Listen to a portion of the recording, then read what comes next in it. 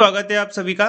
तो यहाँ पे बहुत से बच्चों के मन में सवाल था कि सर हम सीबीएसई वाला फॉर्म भरें या ना भरें। सीबीएसई का जो ये फॉर्म है ये तो पर्टिकुलरली यूपीएससी वालों के लिए नहीं है, यूपीएससी वालों के लिए 5 दिन बचे हुए हैं आज से। नहीं भरोगे तो एक अपॉर्चुनिटी आप मिस कर दोगे। दोबारा लेवल 6 की पोस्ट और 142 वैकेंसीज के साथ नहीं आने वाली। आप मुझसे लिख के ले लो, लेवल 6 की पोस्ट इतनी अच्छी होती है कि आपका पूरा जीवन चल जाएगा अच्छी तरीके से। प्रमोशन इसमें काफ़ी अच्छा होता है सीबीएसई में, याद रखना। आप लेवल 6 के बाद सीधा बनोगे यहाँ पे सेक्शन ऑफिसर लेवल 7 पे, ठीक है। यहाँ पे एएसओ नहीं होता, यहाँ पे सेक्शन ऑफिसर होता है डायरेक्ट। फिर उसके बाद यहाँ पे आप 2 प्रमोशन के बाद आप सीधा असिस्टेंट सेक्रेटरी लेवल पहुंच जाओगे, ठीक है।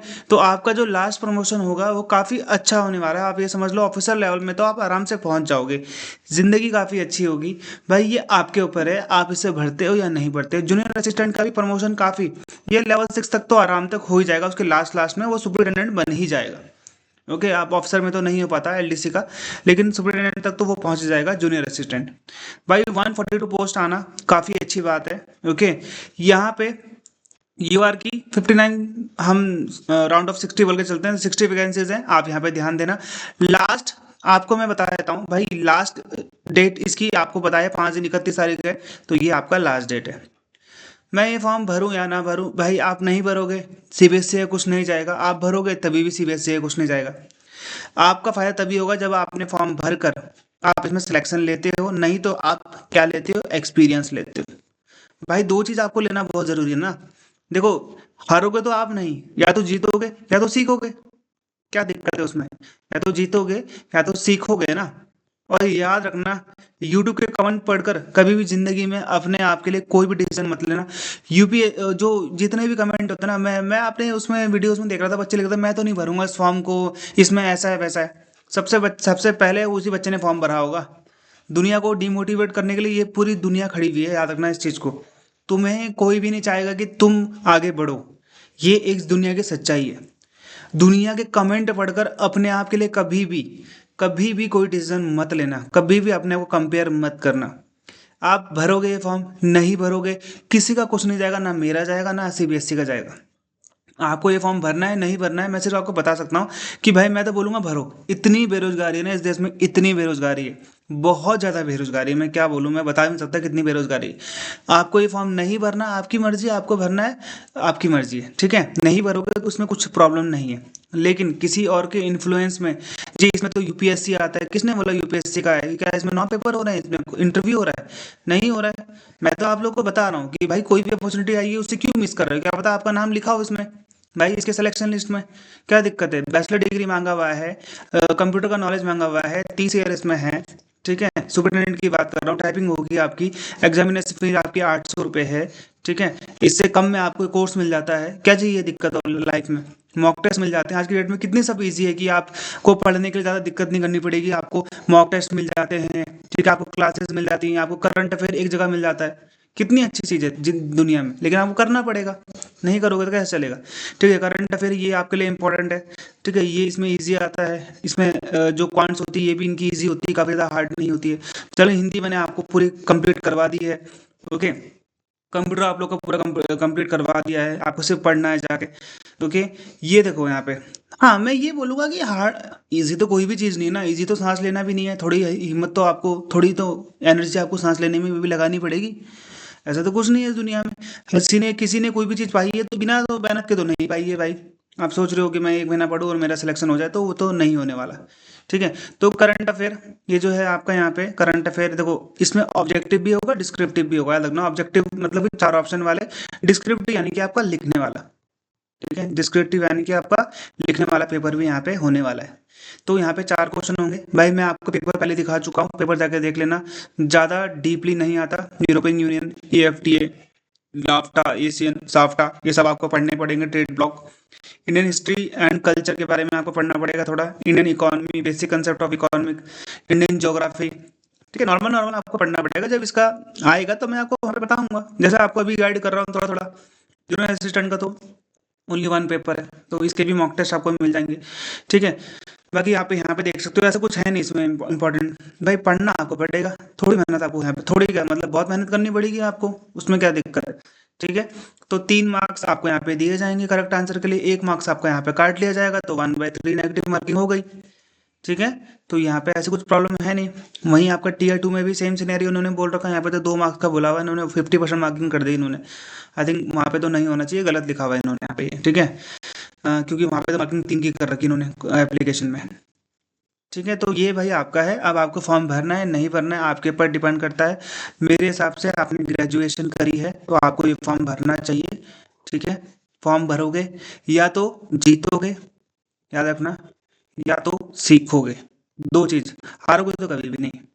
ठीक है, हारते तो वो है जो फॉर्म भरने का पेपर देने नहीं जाएगा, एक वैलिड रीजन जब तक उसके पास ना हो। ठीक है, या तो जीतोगे कि भाई आपका नाम आ गया, आप सिलेक्शन हो गए, या तो सीखोगे। और एक और चीज याद रखना, मैं बता रहा हूँ भाई, लेवल 6 की जो पोस्ट होती है ना सेंट्रल गवर्नमेंट में, जिंदगी इतनी आराम से कटेगी ना भाई, पता भी नहीं चलेगा। ठीक है, सैलरी कम से कम तुम पहली सैलरी उठाओगे 64, पहली सैलरी 64 तो नहीं उठेगी, इसमें एनपीएस उनपीएस कटा ले, 58 समथिंग तुम्हारी सैलरी हो जाएगी, पहली सैलरी आराम से। अभी तो 8th पे कमीशन लगने दो भाई, 75 से अबव है तुम्हारी सैलरी पहली, 8th पे कमीशन लगने दो, 8th पे कमीशन लागू हो जाएगा। जिंदगी के लिए मेहनत कर लो, आगे बढ़ लो, पूरी ढंग से मेहनत करो। ठीक है, करंट अफेयर को मत छोड़ना, एक एक पॉइंट को। ठीक है, कंप्यूटर को हल्के में मत लेना, हिंदी को हल्के में मत लेना भाई, करो उसको।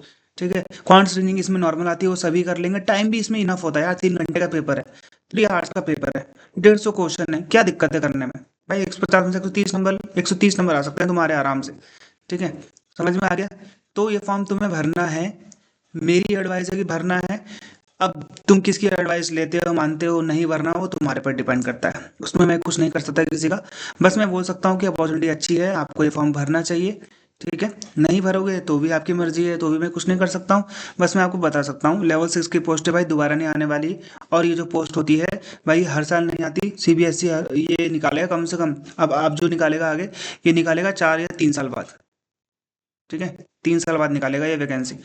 तो ये आपका है, आपके लिए इम्पोर्टेंट। 5 दिन रह गए हैं, डिसाइड कर लो। और मेरे हिसाब से आप 5 दिन के बाद से भी तैयारी करना स्टार्ट करते हो तो भी आपका हो सकता है, मेरे हिसाब से। अभी ऑलरेडी मैं आपको बता रहा हूँ, आप बहुत लेट हो चुके हो। बच्चों ने यहाँ पे कंप्यूटर और हिंदी कंप्लीट कर ली है। ठीक है, और यहाँ पे उनका करंट अफेयर की क्लासेस स्टार्ट होने वाली है। अब ध्यान देना, आप ऑलरेडी लेट हो चुके हो, अगर आप अभी भी तैयारी नहीं करोगे स्टार्ट तो दिक्कत हो जाएगी, ये आपके ऊपर डिपेंड करता है। हाँ, बहुत से लोगों ने तैयारी कर ली होगी स्टार्ट, उसमें कोई दिक्कत नहीं है उनकी तो। अब ऐसा भी होता है ना कि कई, ऐसा तो होगा नहीं कि आपने पहली बार ये फॉर्म भरा, वो उन बच्चों को छोड़कर जो पहली बार भर रहे हैं।